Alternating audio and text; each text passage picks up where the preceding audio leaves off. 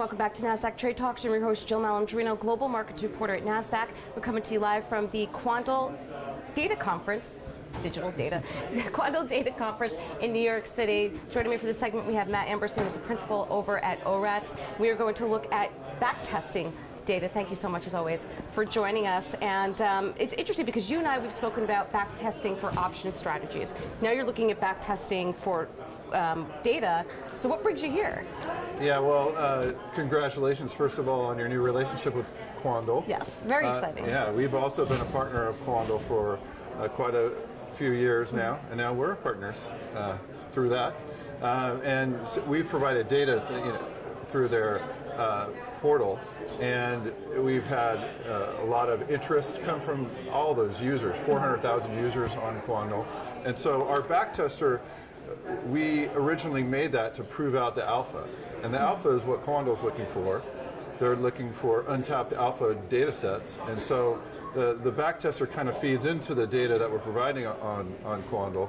So, we built that to, help sell the data. We blog on Quandl and talk about what the value is in our data set. So that's. So how are Quandl's customers, how are they going to start to use your data now? Yeah, Quandl, like I said, there's so many users from such disparate places, but the feedback that we've had from their customers is that there are actually a lot of option traders using our data. There are some stock traders, people using it in their AI, people using it in machine learning.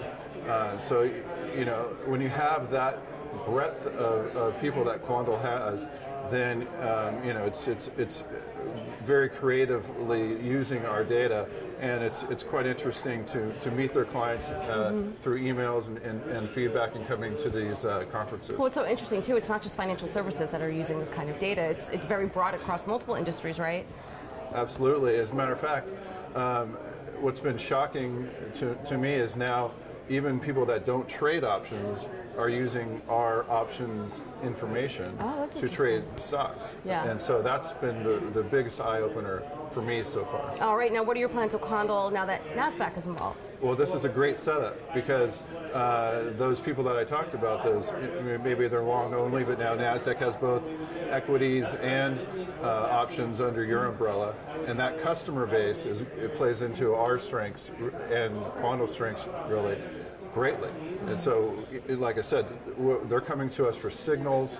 There's so much liquidity in the option market, more liquidity in the option market, like 10 times more than is in the underlying stocks for those options sometimes. So a lot of the people in the know will trade in the options, and our data could pull out that type of information and show it to people that aren't necessarily going to trade options, but they might want to trade stocks around it.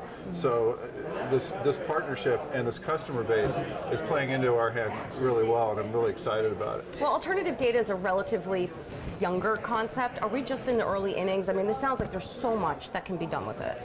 Well, this conference, I mean, some of the presenters here, you had one on earlier, what they're doing with this data, with the GPUs, what they're doing with, it's mind-boggling. I was talking to this gentleman, and he went to a bank and showed, here's the information that we have on you, and the bank was astounded.